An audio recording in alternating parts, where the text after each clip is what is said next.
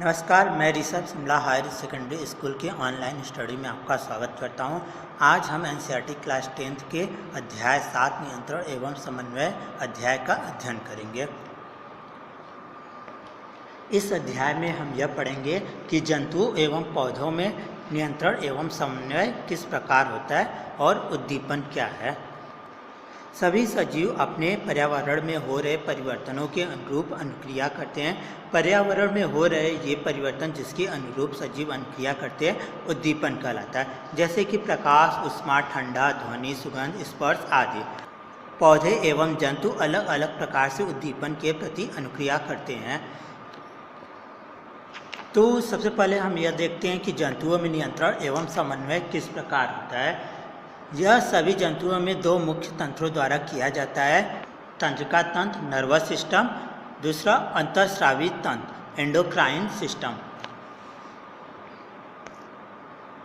तो तंत्रिका तंत्र क्या है? तंत्रिका तंत्र नियंत्रण एवं समन्वय तंत्रिका तंत्र एवं पेशी ऊतक द्वारा प्रदान किया जाता है। तंत्रिका तंत्र तंत्रिका कोशिकाओं या न्यूरॉन के एक संगठित जाल का बना होता है और यह सूचनाओं को विद्युत आवेग के द्वारा शरीर के एक भाग से दूसरे भाग तक ले जाता है। इसके लिए हमें कुछ ग्राही की जरूरत होती है, यानी कि कुछ रिसेप्टर्स की जरूरत होती है। रिसेप्टर तंत्रिका कोशिका के विशिष्टीकृत सिरे होते हैं जो वातावरण से सूचनाओं का पता लगाते हैं। ये रिसेप्टर्स हमारी ज्ञानेंद्रियों में स्थित होते हैं। ये निम्न प्रकार के होते हैं, जैसे कि कान, यह सुनने व शरीर के संतुलन बनाने का कार्य करती है।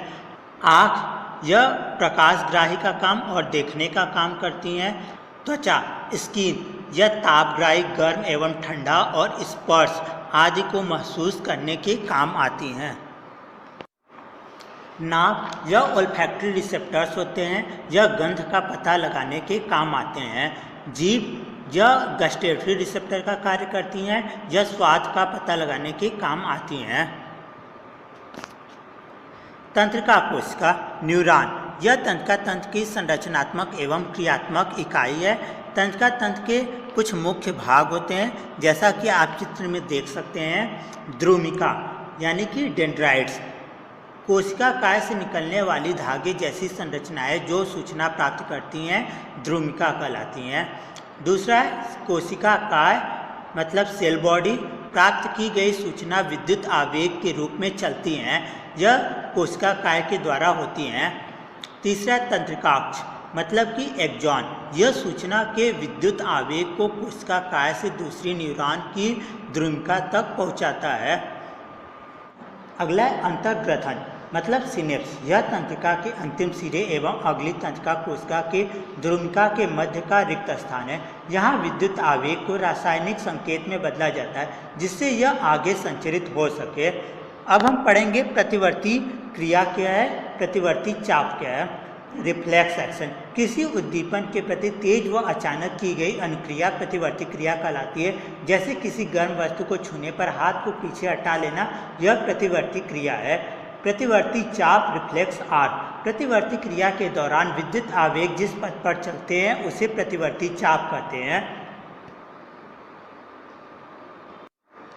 अब हम इसे एक फ्लो डायग्राम के द्वारा समझते हैं। जब कोई भी स्टिमुलस यानी उद्दीपन हमारे ग्राही अंग को दिया जाता है, जो कि जैसे कि कोई भी स्टिमुलस ऊष्मा हमारे ग्राही अंग त्वचा को दिया गया, तो यह सेंसरी नर्व्स के द्वारा स्पाइनल कॉर्ड मेरुरज्जु तक पहुंचती है, जो मेरुरज्जु मोटर नर्व्स के द्वारा एक संदेश हमारे कार्यकर अंग पेशियों को भेजते हैं, जिसके फलस्वरूप वो हमें अनुक्रिया देते हैं और हम हाथ पीछे हटा लेते हैं। चित्र में प्रतिवर्ती चाप को दिखाया गया है, जिसमें हमारे ग्राही अंग को एक स्टिमुलस ऊष्मा दिया जा रहा है जिसे हमारा त्वचा ग्रहण कर रहा है, जो संवेदी तंत्रिका कोशिका के द्वारा हमारे मेरुरज्जु तक पहुंचता है। मेरुरज्जु उसको एक मोटर नर्व्स के द्वारा संदेश देता है, जो हमारे कार्यकर अंग भुजा में जो पेशी होती है उस तक पहुंचता है और वहाँ के प्रोटीन पुनः व्यवस्थित होते हैं, जिससे कि अनुक्रिया होती है और हम हाथ पीछे हटा लेते हैं। प्रतिवर्ती क्रिया की आवश्यकता क्या है? कुछ परिस्थितियों में जैसे गर्म वस्तु को छूने पर, नुकीली वस्तु चुभने पर आदि हमें तुरंत क्रिया करनी होती है, वरना हमारे शरीर को क्षति पहुंच सकती है। यह अनुक्रिया मस्तिष्क के आस्थान पर मेरुरज्जु से उत्पन्न होती है जो जल्दी होती है। अब हम पढ़ेंगे मानव तंत्रिका तंत्र। मानव तंत्रिका तंत्र के दो भाग होते हैं जो कि केंद्रीय तंत्रिका तंत्र सेंट्रल नर्वस सिस्टम CNS और परिधीय तंत्रिका तंत्र पेरिफेरल नर्वस सिस्टम होते हैं। सेंट्रल नर्वस सिस्टम के दो भाग होते हैं, पहला मस्तिष्क ब्रेन और दूसरा स्पाइनल कॉर्ड मेरुरज्जु है। पेरिफेरल नर्वस सिस्टम के भी दो भाग होते हैं, पहला कपाल तंत्रिका ब्रेन नर्व जो कि मस्तिष्क से निकलती हैं और दूसरा मेरु तंत्रिका जो कि स्पाइनल कॉर्ड से निकलती हैं। मानव मस्तिष्क सभी क्रियाओं के समन्वय का केंद्र है। इसके तीन मुख्य भाग है, फोर ब्रेन, मिड ब्रेन और हाइंड ब्रेन। तो सबसे पहले हम पढ़ते हैं अग्र मस्तिष्क यानी कि फोर ब्रेन। यह मस्तिष्क का सबसे अधिक जटिल एवं विशिष्ट भाग है। यह प्रमस्तिष्क है। यह मस्तिष्क के मुख्य सोचने वाला भाग है। यह अच्छी क्रियाओं को नियंत्रित करता है, सूचनाओं को याद रखता है, शरीर के विभिन्न हिस्सों से सूचनाओं को एकत्र करके एवं उनका समायोजन करता है। यह भूख से संबंधित केंद्र है। दूसरा है मध्य मस्तिष्क। यह सभी अनैच्छिक क्रियाओं को नियंत्रित करता है, जैसे पुतली के आकार में परिवर्तन, सिर, गर्दन आदि की प्रतिवर्ती क्रिया। यह मध्य मस्तिष्क के द्वारा नियंत्रित होता है।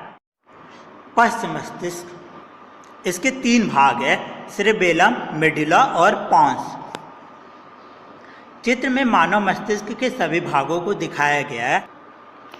सेरेबेलम अनुमस्तिष्क, शरीर की संस्थिति तथा संतुलन बनाना, ऐच्छिक क्रियाओं की परिशुद्धि करना, ये सब अनुमस्तिष्क के कार्य हैं, जैसे कि पेन उठाना। मेडुला अनैच्छिक क्रियाओं का नियंत्रण करता है, जैसे कि रक्तचाप, वमन, वोमिटिंग आदि। पॉन्स अनैच्छिक क्रियाओं जैसे श्वसन का नियंत्रण करता है। मस्तिष्क एवं मेरुरज्जु की सुरक्षा कैसे होती है?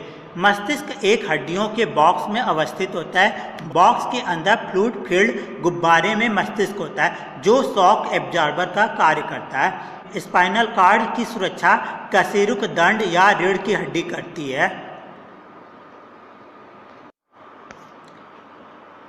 तंत्रिका ऊतक एवं पेशी ऊतक के बीच समन्वय कैसे होता है? तो कोई भी इंफॉर्मेशन जब हमारे ज्ञानेंद्रिय को दिया जाता है तो यह सेंसरी नर्व के द्वारा हमारे केंद्रीय तंत्रिका तंत्र तक पहुंचता है। केंद्रीय तंत्रिका तंत्र इन सूचनाओं को प्राप्त करता है और एक डिसीजन लेता है इनके प्रति कार्य करने के लिए। तो यह एक अनुक्रिया उत्पन्न करता है और मोटर नर्व के द्वारा हमारे मसल टिश्यू तक इसको भेजता है। मसल टिश्यूज में प्रोटीन को पुनः व्यवस्थित किया जाता है जो कि कंट्रैक्शन उत्पन्न करते हैं, जिससे कि पेशी संकुचन होता है और अनुक्रिया उत्पन्न हो जाता है।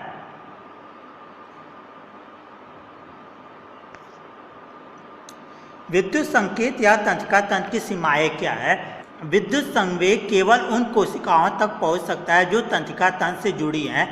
एक बार विद्युत आवेग उत्पन्न करने के बाद कोशिका नया आवेग उत्पन्न करने से पहले अपनी कार्यविधि सुचारू करने के लिए समय लेती है, अतः कोशिका लगातार आवेग उत्पन्न नहीं कर सकती है।